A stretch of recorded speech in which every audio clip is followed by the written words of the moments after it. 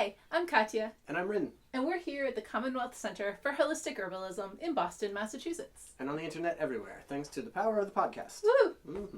Mm-hmm. All right, so what are we up to? Is this episode 108? Am I reading this right? Yes. Yeah. Yes, you are. Wow. All right, cool. So in this one, we're going to take a good thing and we're going to make it better. Yes. Is that how that song goes? I never listened to the Beatles. I know that's like weird, but I just don't know.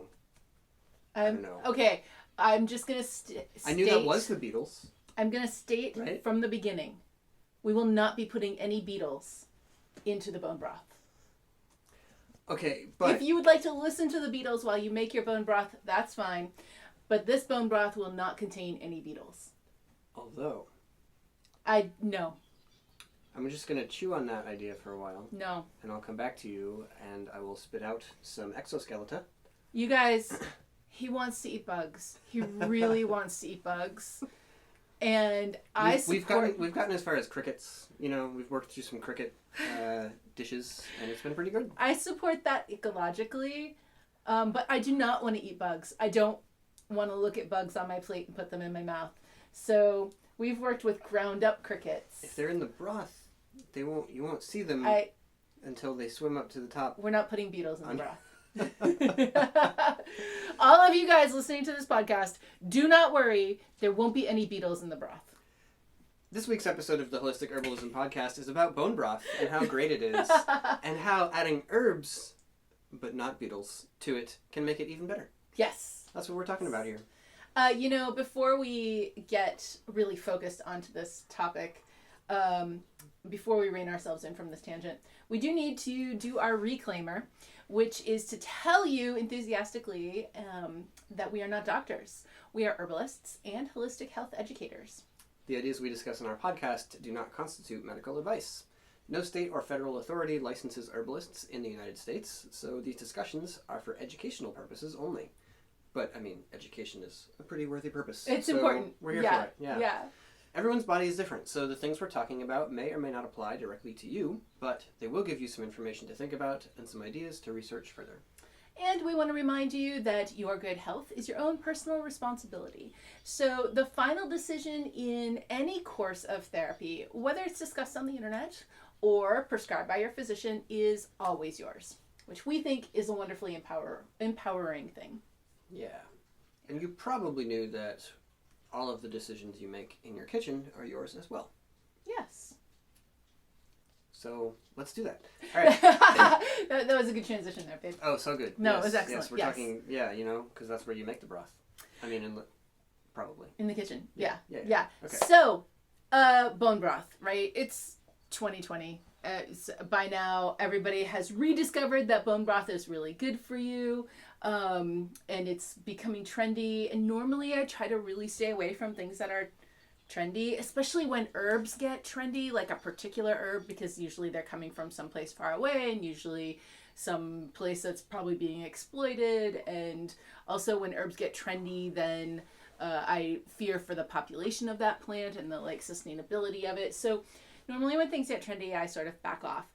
But bone broth, I'm so excited that bone broth is trendy. This is an acceptable trend. Yes, because this is a part of human existence, right? For as long as we've been humaning, we've been putting bones in water and cooking it and then drinking the water. Right, yeah, because among other things, you can soften them to the point where you can get what's inside. Yeah. And that is some good stuff. Yeah, exactly. Yeah. This is a way to get really bioavailable minerals into your system. It is so much better than a calcium tablet. This is minerals that are going to come. Bones are not only made out of calcium. They are made out of lots and lots of minerals. They are a complex crystalline structure that holds minerals also, like a bank. So when we make bone broth, we are creating a really mineral-rich broth that has those minerals. Elsie is just really trying to get comfortable on her dog bed here beside us, and it's sort of ridiculous. Are you having fun, Papa? I always feel like I should include pictures of our pets on the podcast page with all the links because they're forever making noises or making appearances. Just lay down, Papa. Just lay down and be comfy. Yes, you good dog. All right. Bone broth. We were talking about minerals.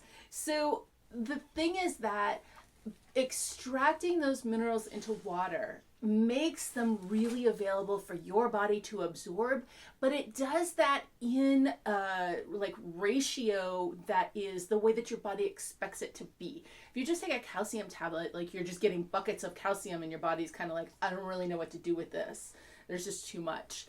But in bone broth, this is calcium that is easy to assimilate, easy to absorb, and it comes in ratio with the magnesium, with the selenium, with all the different things that go into bones. Yeah, they're in there. It's amazing, and you get them. Yeah. There's a ton of great stuff. So I mean, from your bones, you're getting your mineral content. You're getting like you say, things that are not easy to get other places. You're getting gelatin, and that's going to be supporting your mucous membranes in your whole GI tract, restoring integrity there, which is really important. It's like something that's the opposite of leaky gut. It's integral gut syndrome. Pretty fun. No, integral gut. It's not a syndrome. It's a good thing. Yeah. Yeah. Integral gut symphony. There we go. Yeah. Yeah. And then there are some other fun things in bone broth, especially when you make it from bones that have some gristle or some connective tissue on there, some collagen. That's going to deliver some things like chondroitin and other glycosaminoglycans, or including glucosamine, which is pretty famous and you can get supplements of.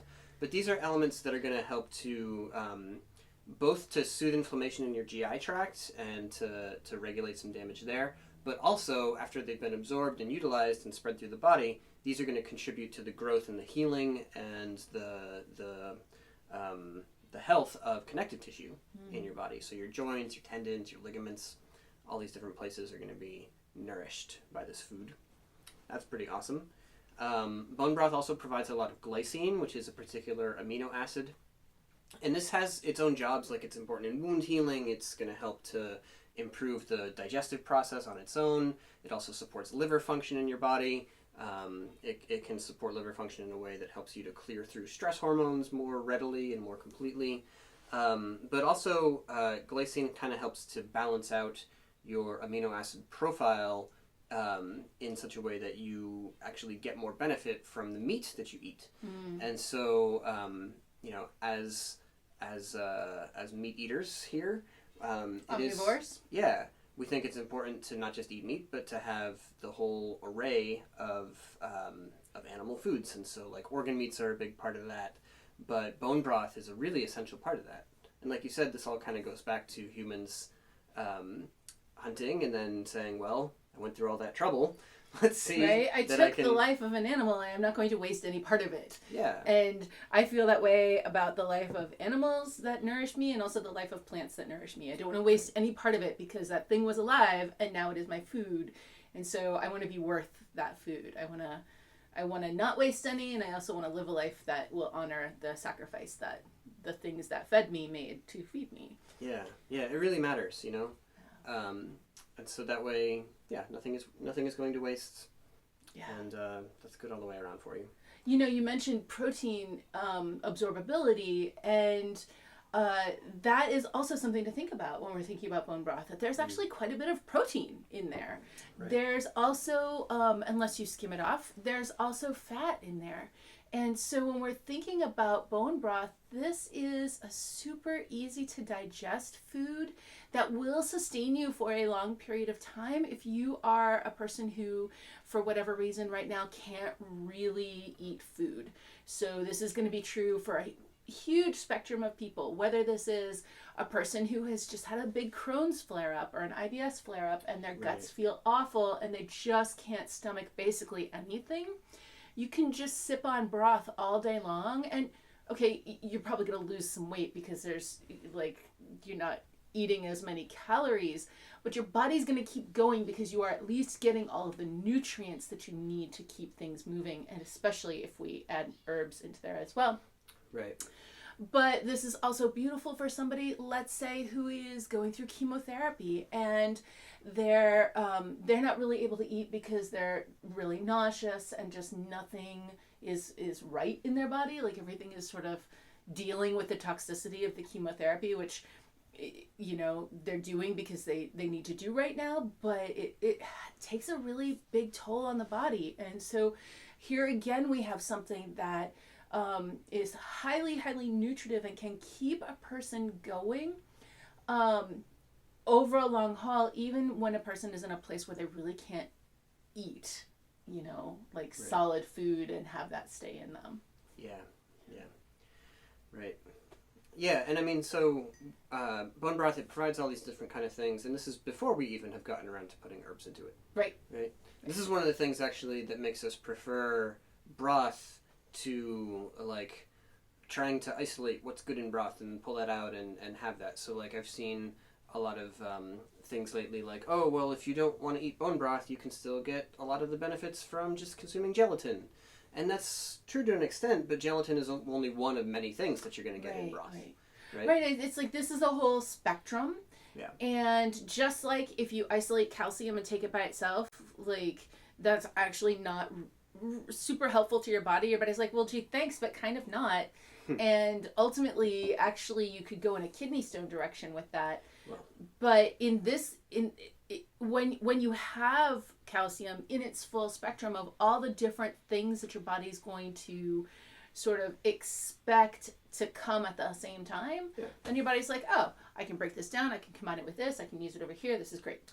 Yeah, and those expectations come from millennia of people Existence. consuming these things in this kind of pattern. Yeah, so okay. Yeah. So it's a thing, but you may be saying, okay, I know that all my ancestors knew how to do this, but like I don't know where to start. What do I do? How do I go from bones to broth? You know, like what's the alchemy there? Yeah. It's super simple. It's really easy. You take a bunch of bones. You do it. You put them in a pot. Mm-hmm, yes. You fill it with water. Yes. You apply fire. Don't forget that part. Yeah. It really helps. Yeah. And so this is, you can do it in a crock pot. You can do it on your stove. You do want to cook it for a long time. You really want to cook it until those bones get soft and crumbly. I'm going to sneeze any minute here. You want to, just to warn you ahead of time, you want to do it till those bones get soft and you can like mush them. So you might boil this or simmer it, like bring it to a boil and then back it down to a simmer for hours. What we like to do is to bring it up to a boil it for 3 or 4 hours and sort of like leave it on the stove. And anytime that I'm in the kitchen, like whenever I go to making some lunch, okay, boil the bone broth. When I'm making some dinner, boil the bone broth. And that way I don't have it turned on like for an entire day. It's sort of a little bit more energy efficient, but but this works great with a crock pot too. If you just turn it on in the morning and pop the lid on it, and it's gonna just simmer and bubble all day long, and then at night you will have simmered it for 10 or 12 hours and it's ready to go. You can work with any kind of bones that you like. Yep. And you can even make a broth that doesn't have any bones in it but still has a lot of similar benefits if you had, say, a whole bunch of shells left over from eating mussels and clams and that kind of thing. We did it once with crab. Remember that there was a New really Year's? Good. Yeah, it there was good. One New Year's where my daughter really wanted to see what crab was all about, and so we got those big long legs that they have at the grocery store on like a pile of ice, and we were like, okay, let's see what this is like. And then we took all of the exoskeleton parts and put them in the pot and filled it with water and applied fire, and hey, crab broth. It was great. Yeah. It can be fish heads and scales and fins and all of that stuff. Yeah. Chicken feet. Sure. It can be basically any bone. And I will say that I combine bones. So I do keep them sort of... You have reluctantly come around to doing that sometimes. When I first met you, you would like never ever do that. No way. I still have some never evers. For example, I don't like to mix chicken bones with beef bones. Yeah. That's gross. Yeah. Pork bones, I'll kind of put anywhere. That's fine. I do like to keep my land animals separate from my sea animals. Like I don't want chicken bones and fish bones together. That seems gross to me. And typically I will keep all of my things that can fly. Like any of those bones can go together. And things on 4 legs, any of those bones can go together. And you can put any bones you want together, but to my palate, that is the most pleasing. Yeah. I also want to say here that is this a good time to say this? I don't know. But you don't have to make it yourself. Like, it's great if you have bones and make it yourself for lots of reasons, not the least of which you paid for those bones. And so, make the broth out of them. And these days where we have crock pots, like, it will do the work for you. So that's really great. But the reality is that sometimes you are so busy that you literally cannot toss the bones and a gallon of water into a crock pot. Like, there are days like that, and it is real. And so I just want to say from the very beginning, this isn't really the very beginning anymore. It's like 20 minutes in, but fine. The 20 minutes in point, I really want to say that it is okay to purchase broth. All the things that we're going to say from here forward about all the things that you can put in it, you can still do if you buy the broth. So the most important thing is that the broth gets into your body. And I don't want to set up some kind of like purity test or whatever that you're never going to be healthy if you don't make your own bone broth. You can buy it. It's totally fine. We always have a couple of boxes of bone broth in the house because sometimes I get busy, and that's always when one of us gets sick, and then I didn't have time to make broth, and maybe I don't have any in the freezer or whatever, and then it's like, fine, I will get out a box of broth and I will put all this stuff in it and I'll heat it up and then we're going to eat it. It's going to be fine. Yeah. So, all right, just got that out of the way. You are not never going to be healthy if you don't make your own broth. You can buy it. It is okay. Yeah. All right. Cool. So let's start talking about enhancing our bone broth with the addition of herbs. Yes. Let's get to that, because that's really what this podcast is mostly about. It is. Yeah. You have this great list here. We're organized by category. We are organized by category. What do you think? I want to change the order of the categories. Oh, are you? Yeah, I should have done that before we started. Okay. But I want to change the order of the categories, and here's the reason why. Because you're starting off with bitter prebiotic roots, and I hate it when you put those in the broth. Yeah, right. We should probably do it like things that go in before we divide and spice. Well, that's what I'm thinking. Like, I want to put in like the seaweeds and the mushrooms first, because those are the things that taste really like they belong there. Oh, that sounds kind of weird. But like the flavor, they're flavors that you will not notice. They just become a savory part of the soup. And if you're thinking, Ryn, I don't know how you manage to put all this reishi in your soup and then you end up with this bitter soup, and perhaps you even want to put the word nasty in front of it, that doesn't make you not an herbalist. I too can't stand bitter soup. I would love it if I could, but I just don't like it. And you get your bitter other places. I get my bitter other places, and it just doesn't appeal to me. So if you don't mind, I would like to reorder this, which actually you already did. This will be good too, because in terms of flavor, that is an important aspect about the broth making process in our house, and we've taught this to other people, and I think it's working for them too. Is like you start with these things in it from the beginning that, like you say, they have a savory flavor. They combine well with the flavor of the bones itself, and they're not like very strong and noticeable. But then later on, we're going to put in some stuff to spice it up or to push it in maybe a particular medicinal direction as well. Yeah. But it is handy to have that as the process every time, because different people are going to like different kinds of spice, even if you're not thinking about the digestive power of sage or whatever. Right. Like somebody just might not want that, and so you have your kind of like neutral broth. Get that, make a whole bunch of that, and then by your cup or by your bowl is when you're adding in more specific herbs or herbs and spices. Yeah. The other thing is that there's so many ways to work with bone broth. Right. So if you're like, oh, but I don't like soup, well, I am right there with you. I too do not love soup.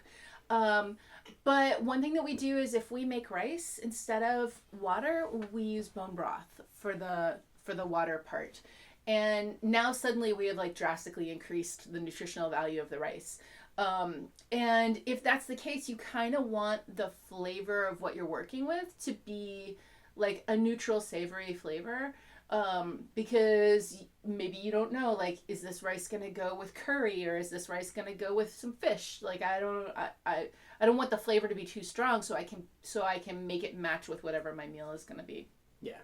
So yeah. So let's start with seaweeds then. Let's do that. Oh my goodness, seaweeds. I've been talking for a while. Is it your turn? Sure. I just realized I'm like, babble, babble, babble. That's fine. We love it. And I want to babble all about seaweeds, but I'll let you do it first. Well, let's start with a couple of red seaweeds, actually. So, dulse and nori are two of our absolute favorites to put into broth. I feel like if we had all of the whole seaweed palette available to us, but we're making broth, those are probably the first ones I would reach for. They are my two favorite. They're really tasty. Yeah, they're savory. They're a bit umami, I would say, in flavor. Uh-huh. Yeah, they're rich and enriching to the flavor of the soup. So there's a lot to recommend them just from a culinary profile. Yeah, really super delicious. Yeah. Dulse in particular is one of the best for people who are kind of new to seaweed. Maybe don't eat a whole lot of it. Maybe their only prior experience with seaweed was like that green paper stuff that you wrap your sushi in. Yep. Which is cool, hey, everything counts. But dulse has a pretty mild flavor. It's not too fishy. It's not super intense. And even the seaweed itself is pretty easy to chew. Yeah, which not every true. seaweed actually is. You get to your bladder racks and stuff, and it's like a little bit of a workout. Yeah. Dulse you can actually just eat without cooking it, and really, maybe nori, but the other seaweeds you really cannot do that. You have to do something before you can. They should at least be roasted or something. You can't just grab a piece of digitata and like, yeah, that's never gonna happen. Yeah. So the red seaweeds have a lot to recommend them. We do have a blog post about red seaweeds and one about the brown as well. So I'll put those in the show notes too. Can dig in a little further, but basically, these are healing agents. They're vulneraries in herbal language, which is to say they help to heal damage, to heal wounds, to accelerate the regrowth of healthy tissue. And in your stomach and in your GI tract, like all through your intestines, we're thinking there about damage not caused by like cuts and scrapes so much, but by inflammation, by irritations, your body responding to the things you eat and fighting with some of them, or just getting some irritation going on. Red seaweeds really help to soothe that, heal that, and calm that down. They can even help to fight off viral infections, or maybe better said, to help to normalize the viral aspects of your microbiome. That might be a little bit closer to the truth there. All of our seaweeds are going to have... Wait, not necessarily truth, but a little closer to the mechanism of action. Okay. Because the end result, that was a true statement, but like if we're thinking about the mechanism of action of it. Yeah. Yeah. Okay. All right. Okay. And, speaking of the microbiome, all of our seaweeds are going to have beneficial effects on your gut flora, because they all have prebiotic fibers that are going to be food and nutrients for your friendly gut critters. So that's pretty cool. Now, there is a little bit of an adjustment period, so if you're brand new to eating seaweed and you make your broth with like piles and piles of it and chew it all down and eat lots of it, you'll probably get some intestinal gas and all of that for a couple of days. But you will adapt, and after that it will fade away and recede. So you can like introduce slowly and build up, or you can just cope with that for a little while, but that's not a sign that something has gone wrong. It's just a sign of remodeling. Yeah. Another of the red seaweeds is Irish moss. And Irish moss is, oh my goodness, it's amazing. It too has a mild savory flavor. It has a little bit more of a fishy smell, but for all of the seaweeds, that goes away very quickly. Like if you're keeping it in a package, like a jar or a bag or something, when you open the bag, you will smell like, wow, it smells really like the ocean at low tide. But if you put that in, within 5 minutes, that smell has completely dissipated. So if you are put off by the smell, I just want to assure you that the flavor won't be that way, and that the smell dissipates really fast. So just turn the vent on your stove or open the window and it'll be gone quick. Yeah. If you, however, are turned on by that smell, like maybe you really love being by the seaside and you're like, oh, it smells like the ocean. Well, then that's just fantastic. There you go. But Irish moss is a seaweed that has a really high mucilage content. Mucilagens or demulcents. These are slimy constituents. And you will see that when you're making when you're making broth with Irish moss, it thickens up. Especially as it starts to cool, it really thickens up. And like you might not notice until that happens. Yeah. You'll be like, yeah, it's broth, it's hot, it's liquid, it behaves like water, okay. And then you let it cool down and come back and you're like, it's like Jell-O. What happened? Yeah. Now, a good broth is going to have this aspect anyway because there's already gelatin in the gristle of the bones. Yeah. But you will see with the Irish moss, it gets so, like, literally, you could put it in a Jell-O mold. Cut it into cubes. Yes, absolutely, absolutely. And in fact, that is a traditional dessert in Ireland that they would take and boil down the Irish moss and then put sweetener in there, maybe some cream or some different things, and make it into something very similar to like flan. And so, or like a Jell-O mold, except, like a Jell-O ring, except the flavor's a little different. But yeah, so this Irish moss is really, really particularly beautiful if you are feeling digestive distress, IBS, Crohn's, ulcerative colitis, celiac, like any of that stuff. And the gut distress from chemo too. Any of that is going to be amazing when you like add in the Irish moss. Yeah, and we have listeners from lots of experience levels. Many herbalists have learned or taught about working with slippery elm for people who are like convalescing or going through chemo or this kind of thing, and making slippery elm gruel is not really all that different from making Irish moss gruel, right? I find it more palatable. Like Irish moss bone broth gruel. Yeah, I find it a lot more delicious. Yeah. So personally, it's certainly like on par, and I think in some elements it could exceed the slippery elm in terms of its regenerative potential. Not to mention the sustainability. Well, yeah.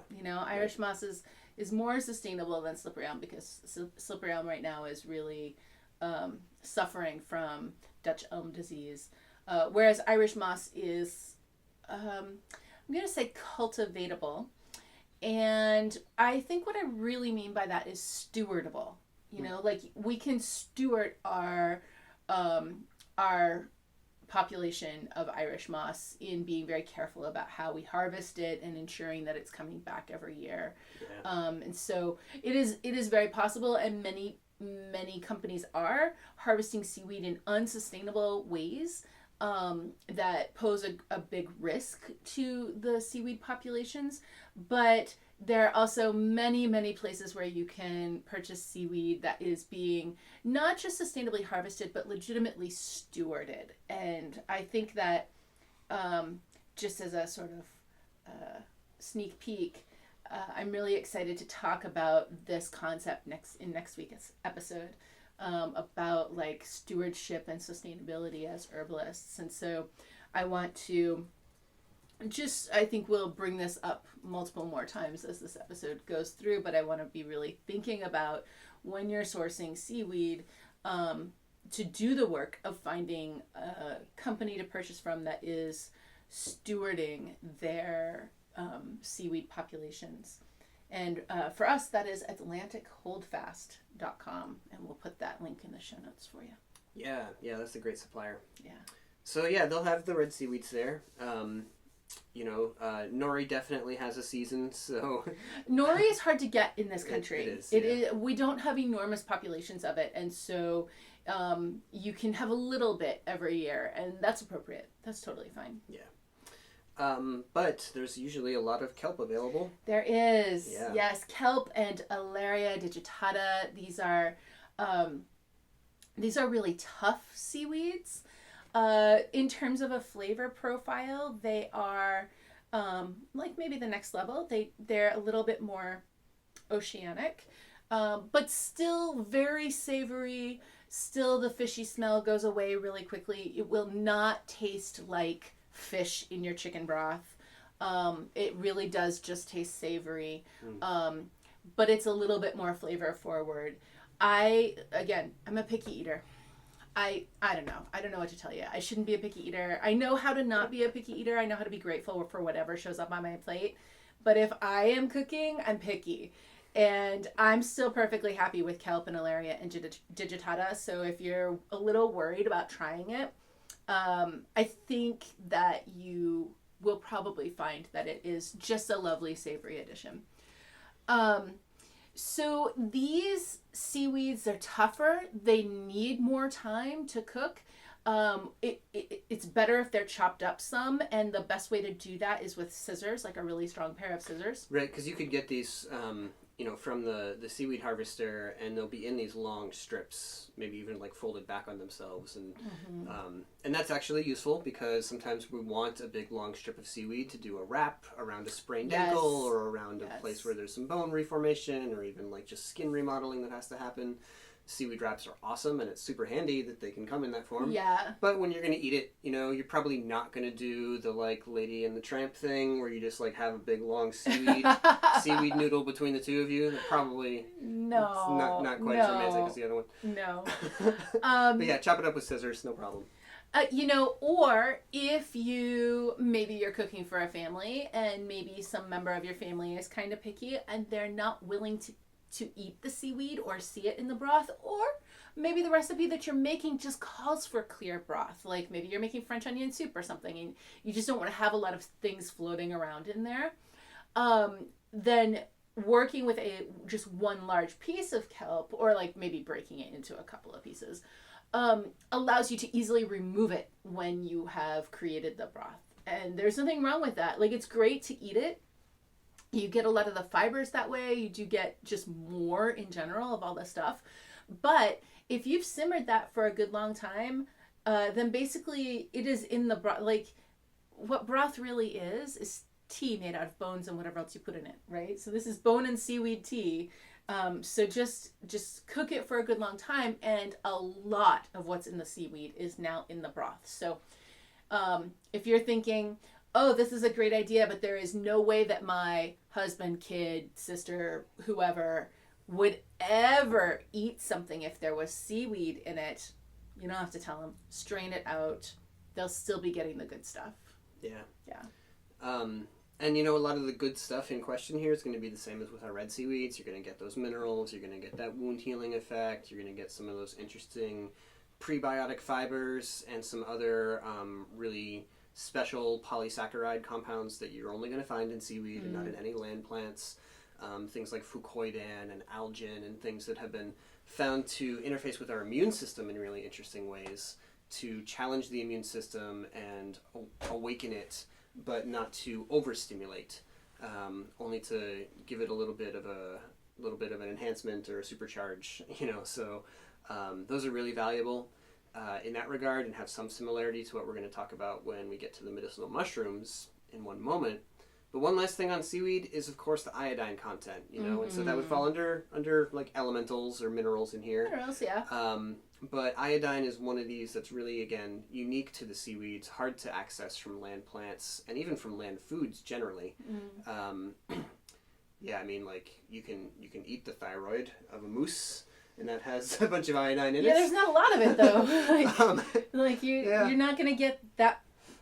Yeah. But historically, right? I'm not even kidding. Like, people would recognize conditions and say, okay, you need to either eat the thyroid of a moose, or we need to trade for some seaweed from the people who live by the coast. Right. Because that will solve this problem. Right. And many of those are what today we would look at as thyroid deficiency or thyroid, disorders of various kinds. Seaweed provides this essential nutrient, and it can be extremely powerful in helping to resolve problems that originate with a lack of it, or that otherwise you've got trouble with thyroid function. And I mean that echoes out all throughout the whole rest of your body, right? Really, it's like your master thermometer. It's how warm you can keep your body, and that's going to affect your mood and your emotions, as well as your digestion rate, and how fast your hair grows and just everything. Not to mention that it is closely intertwined with our body's uptake and utilization of minerals. It is like there's so much going on with the thyroid. Yeah. So, so seaweeds are a really great way to sustain and maintain good thyroid health. And then, again, the consequences from that can be really broad. Mm-hmm. So, yeah. You know, bladderwrack is a seaweed that if you really are going for the iodine content, that is one that it's great to work with. And that falls into that, you know, the brown seaweed category, and it's much more like flavor forward than like dulse. But again, it is palatable. It's totally doable. And it's got a much higher iodine content. So they all have it. They all have all this stuff. But I would say in terms of specifically iodine, the dulse and the nori and the Irish moss are going to be great but lower. And Calipillaria digitata and then especially bladderwrack are going to be higher. Yeah, right. Cool. Okay, well, let's move on then. Talk about some of the medicinal mushrooms we like to put in our broths. Yum. Yeah. Oh, mushrooms. Yum and yum. Probably the most common ones are the shiitake. Mm-hmm. Yeah. Shiitake are easy to get. Most people can get them fresh at the grocery store. You can get them dried. I find the flavor to be very off-putting. It's not change. The same. It really changes, yeah. Yeah, it's really not the same when it's fresh or when it's dried. So with shiitake, I really want them fresh. However, with all mushrooms, it's really important to cook them for a good long time. And now we're back to bugs. Because... yes, y'all followed that one, right? No. Because there is a constituent in the cellular structure of mushrooms that is also in bugs. And it's called chitin. And it's very difficult to break down. And so a lot of the good stuff that's in mushrooms is sort of like protected by this chitin. And the way to break it down is to cook it for a long time. So broth is really an ideal way to work with mushrooms. And so even though you've got fresh shiitake mushrooms and like in one sense you could chew them, you could eat them without cooking them, you're just not going to get as much out of them. Even if you saute them, you won't get as much out of them. They're delicious that way, but you won't get nearly as much out of them as you do when you really cook them for a good long time in the broth. Yeah. And kind of on that note, you know, and this also really applies to the discussion of seaweeds, you're going to be getting much more of these things when you actually eat the material, right? Mm-hmm. So if you make your broth with seaweed and shiitake and maitake and these other mushrooms and all, but then you strain it out like through a mesh strainer or something before you actually drink it, yes, you are still getting protein, you are still getting minerals, you are still getting those fibers and everything we've discussed. It's good. It's great. It's awesome. However, you will get more of all of those things if you actually eat the bits of seaweed and you eat the bits of the mushroom and all of that. So especially if this is something that you are relying on as a major source of mineral content, of protein and all of that, then you're definitely going to want to be eating up all of those good bits. Mm-hmm. Yeah. And if you can, right? If you're in a place where you're just super nauseous and you can't chew anything, it is fine. You're still going to get a lot of good. Yeah. But I'm thinking, you know, maybe somebody is a vegan and they don't want to have any bones in their broth, but they still want to have broth. Then the seaweeds and the mushrooms become even more important. Yeah, that's really true. They become really, really important. And at that point, then you definitely are going to want to be eating them so that you really do get whatever is present there. Absolutely. Because you're missing out on major sources otherwise in that particular diet. So, okay. But you know, shiitake, they taste good, and when you've cooked them that way, they're not hard to eat. They don't remain hard to chew or anything. They're almost like noodles at that point. Yeah, they break down. Yeah, it's nice. And I think maitake even more so. I love maitake, and maitake don't have the problem that shiitake have when you dry them. They dry very mild, and that's great because sometimes it's harder to find shiitake fresh. Maitake. Yes, thank you. Sometimes it's harder to find maitake fresh. Yeah. But you can get them dried. Even Mountain Rose carries them. So that is one that I really like to always have in the pantry because if I get sick and it's an inconvenient time and I didn't just go to the store yesterday and I don't have any fresh mushrooms, I can always have maitake dried in the pantry and just toss it right in. and it tastes great. It's really mild. It's really savory. It has a little bit of salty umaminess to it. It just blends really well with the broth in general. And ultimately, if you've simmered it for a while, again, it sort of has a noodle-like consistency almost. Yeah. Like an al dente noodle. They're great. For sure. Yeah. Turkey tails and oyster mushrooms are pretty similar in regards to the way they behave, and also in terms of their medicinal aspects here. Yeah. With all of these mushrooms, we're looking again at some of their complex polysaccharides, right? So these are structures that are like chemically related to sugar but don't really behave anything like sugar in your body because they're much longer and more complex, and they branch and they bend in interesting ways, and much of what they do in regards to our health has to do with the way our immune systems respond to them and the way our gut flora respond to them, which is sort of a way of saying the same thing, because a lot of your gut flora's job is to be part of your immune system, to perform functions like that. So most famously, we're talking about what are called beta-glucans, but don't get stuck on that and think that that's the end of the story when it comes to medicinal mushrooms. It's just kind of the most famous ones, right? Beta-glucans are immunomodulating polysaccharides found in medicinal mushrooms. Yes, yes. What does that mean? It means these are constituents that can enhance immunity where it's deficient, but also redirect or calm down immunity where it's excessive. And excessive immune expressions are generally going to mean inflammation that's raging, or maybe some cases of autoimmunity could be involved in a presentation like that. And so those are pretty common, actually, in our world, in our time. And so the medicinal mushrooms can be really helpful. And it's not at all uncommon for people to have deficient immune expression where you need it to like fight off pathogens you get exposed to, at the same time as expressive immune activity where you don't need it, like attacking your own joints and giving you rheumatoid arthritis. Yeah. So mushrooms are going to help kind of across the board for a case like that. And that's one of the many reasons we love them. I love mushrooms. They are so helpful to me, and they're just like a really important part of my complete health protocol, you know? Yeah.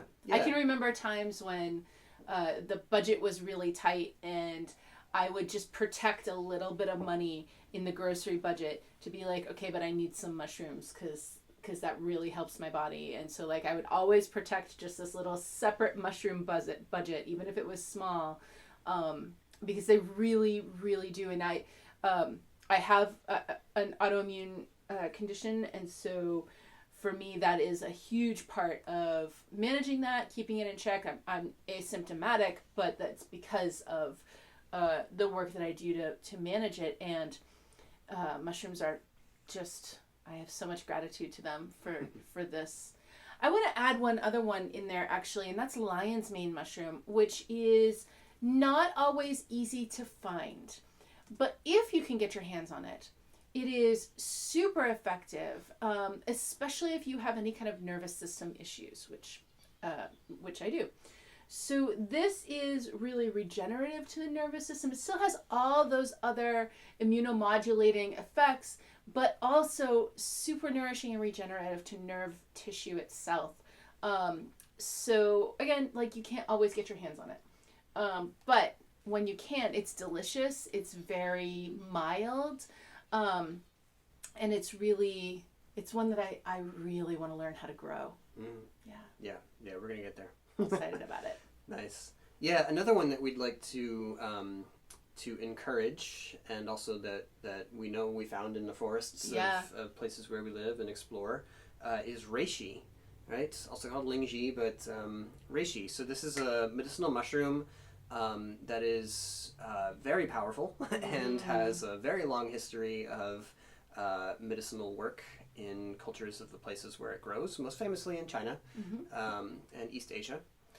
But reishi is another immunomodulating mushroom, and it also has benefits for liver function and for your cardiovascular system, and for your digestive function as well. So there's really... And nervous system health and emotional health and respiratory health. Reishi is a powerhouse. It's one of these, one of these things that gets a reputation as the mushroom of immortality, right? The elixir of long life kind of thing. And that, there's a fair argument to be made for that, yeah.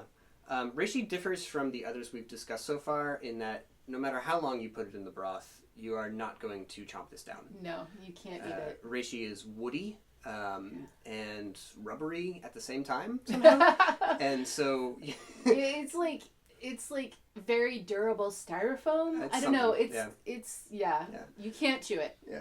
So you'll generally have reishi from your friendly neighborhood herb supplier. It will often come in these slices of the mushroom that are kind of like long. You're thinking about. Yeah. Yeah. So we have. Hold that up to the microphone so they can see it. Right. No, you guys can see this, right? Well, you guys watching on YouTube can see it. Yeah. I like it because they kind of look like mustaches. That's exactly what that looks like. Yeah. But you can see in them that as you get them sliced, don't buy them not sliced because they are you basically need a sawzall to cut them if they've been dried whole. A bandsaw maybe? Yeah. All right. But if you get them sliced, you'll see that there's all the different parts. There's the very fine gills they're not gills because reishi is a polypore mushroom, but there's striations internally. Yeah, when you look at it internally, it almost looks like there's gills, and then just the different sort of hat layers on top of that are protecting it. It looks almost like it's been lacquered. If you actually see the surface of it, it has this brown red mahogany color on it. Fascinating stuff. But so we would often get it this way and take, some of these and put them into the broth. But this is one where you can run into that problem of making your soup too bitter to really enjoy. Yes, I will never put reishi in the broth. And I know that there's an entire culture of Asia that is like, why would you not put reishi in the broth? And for all of the people in the world who grew up eating bitter soup, that is a skill that I would like to develop, but I haven't done it yet, and so I do not put reishi in the broth because it is really super bitter. It is not a little bit bitter. It's a lot bitter, and your broth will taste like reishi, and I just don't like it. But reishi is amazing, and my favorite way to work with reishi is as a water extract. So I put mine in the not coffee. That's how I like it. And we'll put a link to not coffee in the show notes. Yeah, no problem. But don't let that dissuade you. Give it a try at least once and see what you think. But maybe start with a small batch, right? Make a batch of broth and then take a bowl of broth in a small pot and add a bit of reishi to it and cook it up for a while and then taste that and see what you think. And if you do enjoy it that way, then that's fantastic. And you can put a little bit of reishi into your big batch every time you make it. And just get that coming in on a regular basis. Yeah. I really encourage people to try it. And I really encourage people to try to like it. Try to develop a taste for it. But I also want to just be really honest that it is not what the palate of a Western industrialized nation is really geared to expect. And the reason that I want to be really upfront about that is because if you try it, and then you don't like it, you might be like, oh, well, I'll never like herbs in my broth. No, we just need to, this is just cooking. It's just a matter of finding the flavors that you like together. And this flavor is very, very strong and very challenging. And so that's a challenge I want to meet, but I haven't met that yet. And so it's just handy to know that as but the flip side of that is it goes great with coffee. The bitter flavor of reishi blends beautifully with the bitter flavor of coffee. So for me, that's how I like to get that in, and I do every day. A little decaf, a little reishi, some ashwagandha. It's great. Yeah. Well, speaking of ashwagandha, let's move on and talk about some immune-related adaptogens. Yeah. And this would absolutely include reishi, right? Yes. It's a nice sort of pivot point. Right. But here thinking about some that are going to get us outside of the fungal kingdom. Yeah. And these are also, here we're thinking about astragalus and Codonopsis. And these are also very easy adds. They are flavor-wise, they're very similar to parsnip. Yeah. They have like a rooty and very slightly sweet flavor. So it is not in any way going to be intrusive on the flavor of the broth. If you're cooking for a family and you're worried about picky palates or whatever, probably nobody's even going to notice that you've added astragalus and Cotinopsis. Right. In the case of astragalus, it's a woody root, so you will strain that out before you serve it. Yeah, that one you're not going to be able to chew through. Yeah. Later on. But Cotinopsis is a root that is very similar to parsnip in basically all ways. And you absolutely can eat that one. It'll come in these little... tiny little cross sections. Yeah, like really, it looks like a parsnip that somebody has dehydrated. It absolutely looks that way. So you can pop it in the broth and simmer it for a good long time, and then you can just serve it as if it was a rehydrated piece of parsnip. It's fine for that to just be eaten. Right. Yeah. So both of these are going to help with immune function down at a really basic level, down at the level of the bone marrow and the production of naive white blood cells that are going to go forward and choose their specialty inside of your body and decide whether to be killer cells or whether to be helper cells or to do various kinds of jobs. Down there at the beginning when they're first being formed, these herbs are going to help to stimulate that process and to get them into production and get them out there where they can help you. So they have that impact on the body way down at the bone marrow level, but they're also presenting, again, not exactly the same as what you find in your mushroom or in your seaweed, but similar kind of universe or similar galaxy of constituents in there that, again, wake up immunity, give your body a reason to pay attention to what's going on, to check all the corners, to do some surveillance work, but don't actually present a threat. And so in that way they can tone or they can keep the immune system in good fighting shape. And also kind of shepherded, like focused. Like, hey, let's focus on these jobs that we really need to do and not on these things over here that really aren't actually our job. These are two herbs that are fine for people with autoimmune conditions. And Cotinopsis in particular is one that I really love to work with. For a person who's gotten into that super depleted place of autoimmunity or chronic illness, because very slowly it will build you back. Yeah. It's not like I've become depleted and I need some energy, so I'm going to have some coffee or some ginseng. It is I've become depleted and I need to restore what was lost. And so every day I will start restoring that. And in a time period that might be a month, I will be like, hey, look at how much has been restored. Right. Yeah. Cotinopsis is traditionally considered to be very similar to ginseng, just gentler and slower acting. Yeah. And more affordable. Which you want. We want all those things. Yeah. Right. You want that slow acting stuff, especially in our current culture. Right. Because our current culture says, you're tired, drink caffeine and keep working. And you can just get yourself into more trouble that way, even deeper exhaustion. So I feel like Cotinopsis is almost like, oh, I'll fix the problem, but it's going to take a while. And that is like perfect, because if it fixed the problem very quickly, then we would not stay in bed. We would not take the time to restore what was lost, because we'd be like, oh, energy, good to go.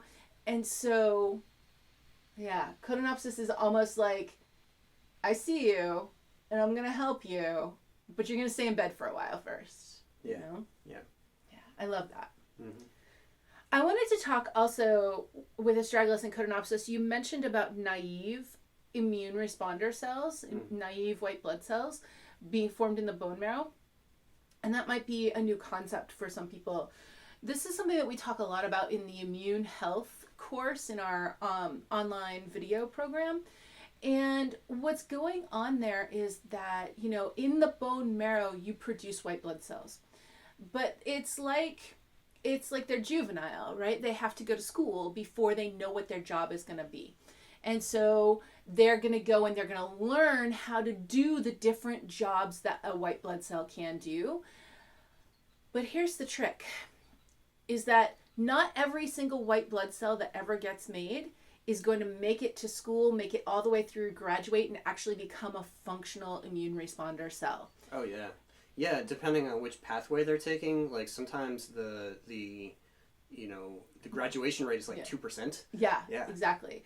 So the key here is that we want the white blood cells, the naive white blood cells that are coming from the bone marrow and moving towards their educational path, we want them to be the highest quality possible so that we can increase the number that make it all the way through the educational system and actually ultimately become functional immune responder cells. Yeah. And this is where astragalus and Cotinopsis are really, really helpful, because it's like they increase the quality of the product that the bone marrow produces, basically by increasing the quality of the bone marrow, right? Just like on a day that you are feeling awesome, you got all the sleep that you needed, you had a good breakfast, you're just feeling great, you produce good work.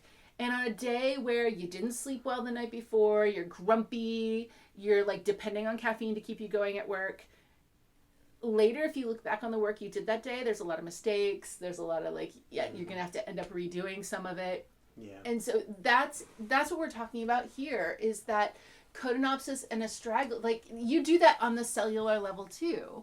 And Cotinopsis and astragalus are going to guarantee that it's a great day at work and that you're really doing your best. Yeah. And that fits in so nicely with the medium that we're delivering these herbs in here, in the bone broth, right? Because in your bone broth, you've got some marrow going on as well, right? And in a similar way that, you make your broth, you've got the collagenous tissue on there, the gristle on the bones, that's made of collagen. You cook it into the soup, you dissolve it, you eat it, your body processes it and turns it into your connective tissue, right? Similar thing, you take the bone marrow from the bones, you cook it in there, you dissolve it out, you scrape it out later on and eat it with a spoon, specially designed for this purpose. You put it into your body, you digest it, you metabolize it, you bring it around, and it ultimately feeds the growth of your own healthy bone marrow. So now these herbs are enhancing that process too. Yeah, pretty good stuff. Yeah, they're kind of amazing. All right. So aside from the reishi, everything that we've named so far would be kind of in that neutral broth, like it tastes like soup sort of very savory, savory umami, just blends in. It tastes like it's supposed to, with quoting marks around it, right? Like if you imagine chicken soup and you think about what it tastes like, all the things that we've talked about except reishi match that flavor profile. Right.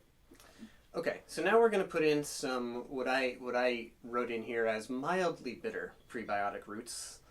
No, and you chose ones that were mildly bitter. Yeah. You did. Yeah, I still don't love them in the broth, but for that I put them in the not coffee. That's okay. So we had to learn that though, right? Yeah. Because you taught me how to make bone broth way back in the day. And then you were like, "Boy, I've got a great idea. This is awesome." And I was like, "Oh, we can put herbs in it. I know. I'll make really herbal powered bone broth," and I put in all this stuff and then showed it to you and you were like, I'm not eating that. You have a gallon of broth to drink now. Yeah, I'm not touching it. I'm not eating that. Yeah. So that doesn't mean that I don't ever have bitter herbs. I do, but here's the thing, you just need to find what works for you.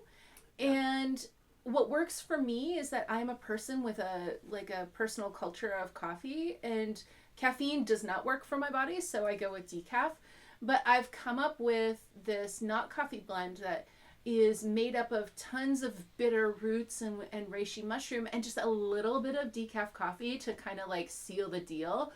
And the flavor is really delicious. And for me, that really hits that coffee drive with no caffeine in it. And it's how I get those bitter herbs in. And I just have them in the morning instead of in the broth. Yeah.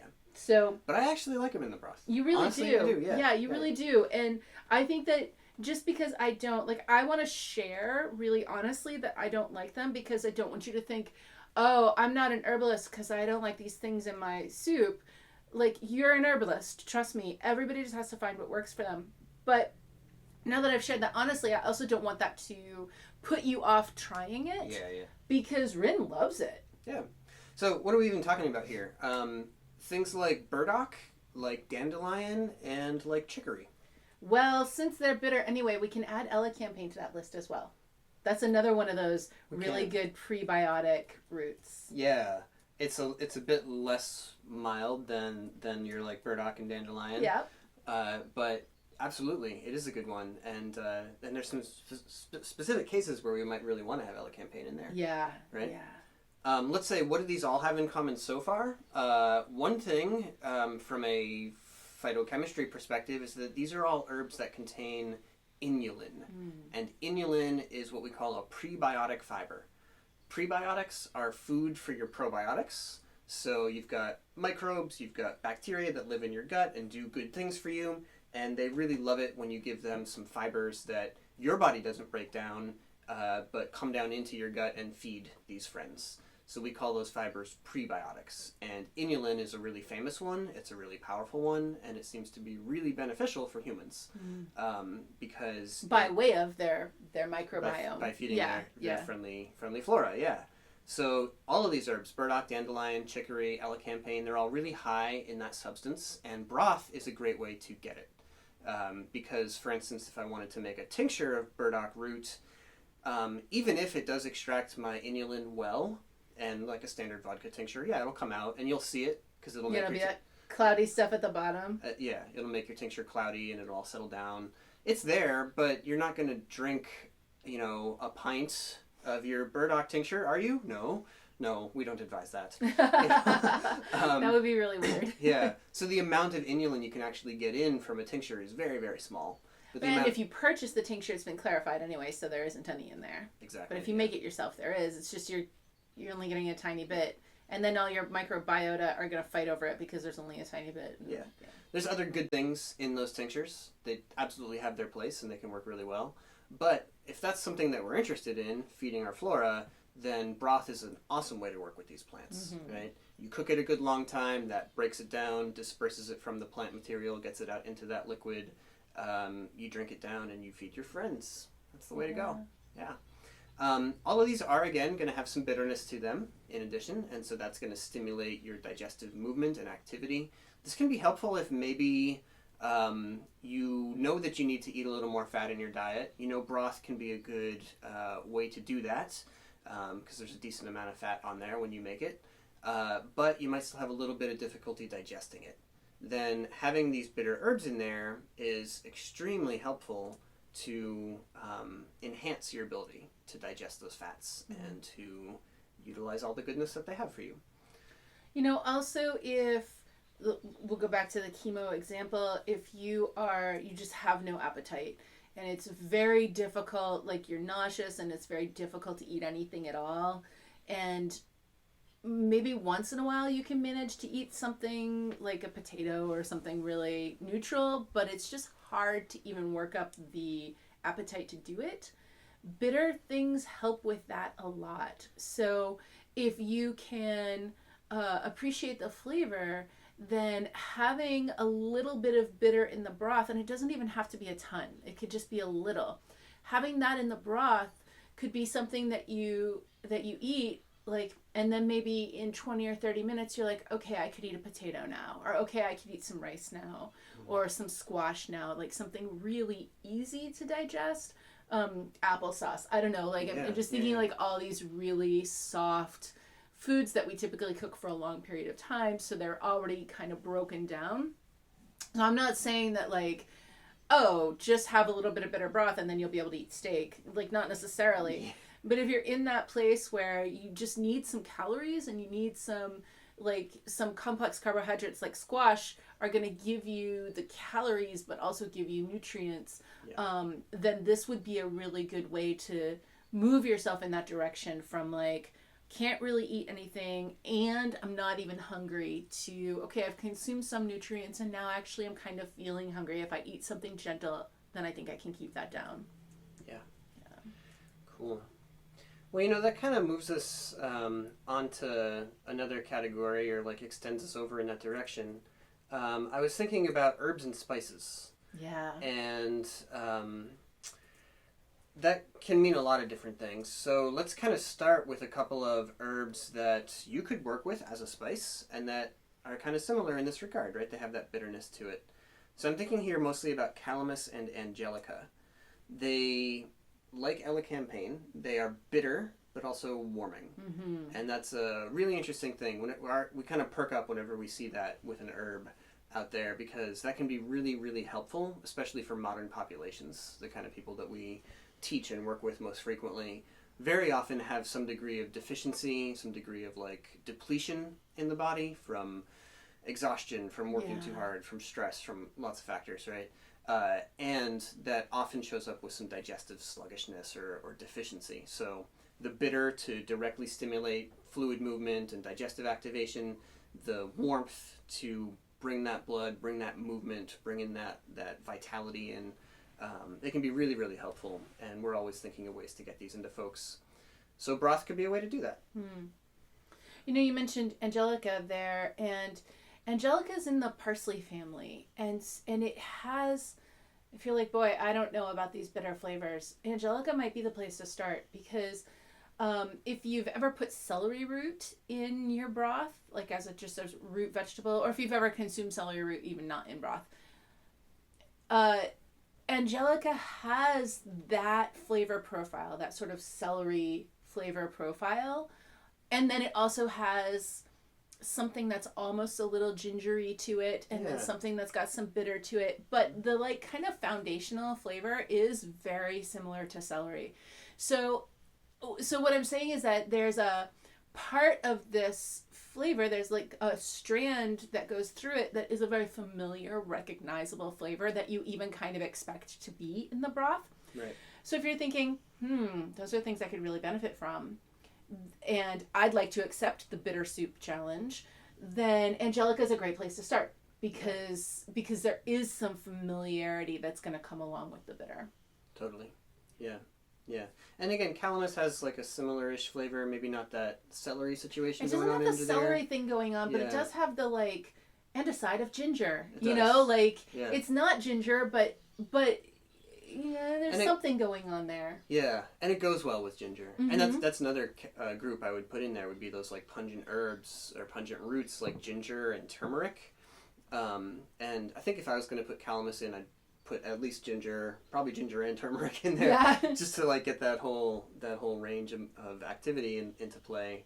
But ginger and turmeric, right? Famous anti-inflammatory herbs, famous digestive herbs, also beneficial for your liver. The same thing we could say with calamus, angelica, elecampane, all those bitter plants. They're going to help and support liver function there. That's really critical. You're really getting a lot of anti-inflammatory action with the ginger and the turmeric there too. Absolutely. And especially right where you might need it most, in the guts, right? So if this is a time when, it's an IBS flare-up or something like that, and if you like curry at all, then you could go with a broth that had like some seaweed and some mushroom and some maybe Cotinopsis or astragalus, and then some ginger and turmeric, and then like some rice, to like maybe bring a little bit more caloric content into it, but still be super, super gentle. And now you basically have like curry broth, and if that appeals to you, that it's super, super relieving. Yeah. I don't want to say like curative, but it really has such strong anti-inflammatory effect that like you're gonna feel it really fast. Yeah, that's what I'm trying to say. Lovely. Yeah, nice. And then there's herbs that are kind of more in your standard or your normal, herbs and spices range. Things like sage and rosemary. Thyme, yeah. Mm-hmm. And again, those have a lot to offer. With these ones, you might want to wait, and like you're not going to want to take sage or rosemary or thyme and put them into the soup right at the beginning. You're going to want to wait until it's closer to the time you serve it, or maybe even just put it in your eating bowl, because a lot of their medicine is coming from volatile constituents that can evaporate. And so if you throw them in right at the beginning and you're going to boil it for the rest of the day, those are going to evaporate and be lost. But if you take some sage, put it in your bowl, put the bone broth over that, it will liberate them. The scent will start to rise out. You're eating it. You're taking it in. That's a really good way to go about it. Okay, if you want to like get a little fancier, there are other constituents in sage and rosemary and thyme. There's bitter constituents, and there's even mineral content. There's all kinds of stuff that is not in the volatile oils. And so if you really want to be fancy, put some of it in at the beginning so that you can get those heavier constituents out, and then have like a finishing blend that gets added right when you serve it, so that you retain the volatile constituents as well and get that like beautiful aroma. That would be really lovely. Yeah. Yeah. Nice. And those are they're gonna help with digestion, especially if you have like cramping. Those aromatic herbs often have a relaxant quality to like loosen up the guts a little bit, allow things to move through more easily. Sage and rosemary both have that intersection of aromatic and bitter, and that's really where you get a lot of, again, liver focus benefit and a lot of improvement in your ability to digest and absorb fats. Super helpful here. Yeah. Fennel has that action as well, that fat digesting action, and cumin, caraway. So those could all go in as well, and you can put them in the beginning, you can put them in at the end, you can do both. It's okay to put them in powdered or to put in the whole seed. And again, those are flavors that are familiar. That's not gonna, it is going to push the flavor in a certain direction, but it could be lovely. Like, I'm thinking if you had pork bones and then you had a little bit of sausage, isn't that like Italian wedding soup with a little sausage and like some diced tomatoes? Yeah. And then you put fennel in there and some thyme and some sage. Wow, that would be really good. Hold on. I should try that. I should make that. Let's do it. Yeah. Yeah. But there's a lot of range to put herbs into your soup, and I was thinking about a few going a little further afield. And one of the ways that I sometimes think about herbs is from their color and how that can stand in for certain kinds of chemistry. And if you think about like calendula flowers or dandelion flowers, they have those bright yellow colors and they have a lot of carotenoids, these particular anti-inflammatory constituents that are really good for eye health, and they're really good for your actually for uterine health in certain ways, and just good to have. But you could absolutely put calendula flowers into your soup. Absolutely. You could get some fresh dandelion flowers and put them right into there. That's got some benefit for you. Those will go in a little bit of a bitter direction, but if you don't put too many, then it won't be noticeable. Like the flavor of the chicken or whatever you've got going on will be stronger than that. Yeah, it's mild. Bitter. Yeah, it's mild enough that you will cover it. Yeah. Or we could go in a red direction and we could look at like some goji berries or some hawthorn berries, and those might add a little bit of sweet or a little bit of sour, and balance it with the other herbs and flavors you've got in there, but it's not crazy. It'll come out well. No, actually, and it will deliver the medicine of those plants really well. Yeah, and goji is traditional in a lot of Asian soup recipes, and you've got that like sour action going on, and then maybe if you toss some kimchi or some other, like some fire cider or something like that in the soup, especially at the very end. That's one way I really like to work with my fire cider is I don't even strain fire cider. I just take the sliced up, chopped up onions and all the other stuff, scoop that and the vinegar right into some soup right before you're going to eat it, and you get this really nice spice in your soup. And yeah, I find it really delicious. Yeah. But that would go nicely with the little sour from the goji or the hawthorn. Yeah. So lots and lots of options. Don't feel limited by anything that we've said today, and definitely experiment with it, because this, again, it is a method that's really fantastic at getting a really broad array of constituents from plants. We didn't mention it too much, but one of the things that happens when you make a broth is that because there's some fat content to it, that helps you get oil-soluble constituents from your herbs, and from the ones we've talked about today, that's really relevant with like your turmeric. It helps with your Cotinopsis and Astragalus, some of these other plants, some of the mushrooms even.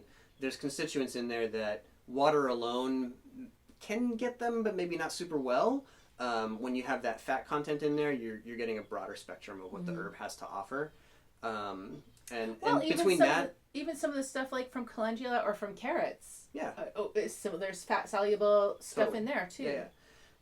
So between that like combination of mediums that you have going on in there, along with the long-term heating process, you're getting a really good extraction going on here. So experiment wildly and start with some of these we've talked about so far. I guess that's probably it for our topic today. Well, no, that's just the beginning, because the next step is for you to go to the kitchen. There we go. And make some broth. Yeah. Yeah. All right, cool. And then like reach out to us if there's an herb that you always put in your broth and we didn't even mention it, then we'd love to hear. We often get inspired by things that our students and listeners tell us, and we're like, yeah, I'm going to try that. So let us know for sure. All right, let's close it off with some shout outs. Yes. I'm really excited to say hi to Cheryl at Remedies Herb Shop in Brooklyn. And I'm so excited to add her to our list of local herb shops. I'm building that this week, and I'll be adding it to all of our courses. And if you run an herb shop somewhere, then shoot me an email so that I can add you to the list as well. The email address is info@commonwealthherbs.com. Yeah. Okay, a shout out to Anna, who's been taking some of our mini courses and attending our live Q&A sessions, and is now ready to start the Community Herbalist program. All right. Yeah, that's exciting. It's time. And Kate from Northern Minnesota, who sent us an email to say that she loves the pod. Thank you. Nice. To Sharon, who's listening to the pod in the Pottery Studio. Yes. Maybe even right now. Hello. Yes. And Natalia, who listens to the podcast to balance out her medical interpreting work in a hospital, even though she would rather be living in a cabin somewhere with all of the herbs. I'm right with you there. We are. Hello again. Yeah. Okay, and then to, let's see, Ivy Street Oracle, who just found the pod, and we're so excited you're here. Yay! Thank you for being here. And also to Never Trust a Barborca. I don't know what a Barborca is, but I promise I won't ever trust one. Yes. Who wrote us a review on Apple Podcasts. Thank you so much. It really helps other people to find the podcast and to spread the herby goodness. So if you are a listener and you like the podcast, then please just write us a review, because it will really help. Yeah, in the world of podcasting, we are super tiny. Even turning up in somebody's search results is not always a guarantee. So the more reviews we get, the more likely that is to happen. And we can spread the good word. Yes. Yeah. Make the algorithms happy. All right. And hey, by the way, if you were looking for a way to spread the herby goodness, we have that for you. You could become a supporter of our podcast by going to commonwealthherbs.com/supporters. You can sign up right there to contribute a few bucks monthly. That money goes directly to the costs of hosting and producing this podcast. And it also helps fund our community projects, like our monthly free clinic, which in 2020 is going to take place on the second Tuesday of each month. Yes. So if you're in the Boston area or happen to be visiting on a second Tuesday, then come by that evening and we will get some herbs for you. Yes. And if that's not enough incentive to lend your support, there's more. We're like Ginsu knives. But wait, there's more. Yes, every time. Every week we will send you a video with an herbal tip that you can use right away directly into your inbox. It is content that we don't put anywhere else, and it comes right to you usually every Wednesday, although occasionally a week gets a little out of control and it comes a little late, and that's happening this week. It's going out today. But what I'm saying here is that every single week you will receive a swanky video right in your inbox with really cool herbal information, which is our way of saying that we really appreciate your support of the pod. That's what. Yeah. That's what. Okay. So we'll be back next week with another episode of the Holistic Herbalism Podcast. Until then, take care of yourselves, take care of each other, drink some tea. And we'll be back next time. Bye-bye. Bye.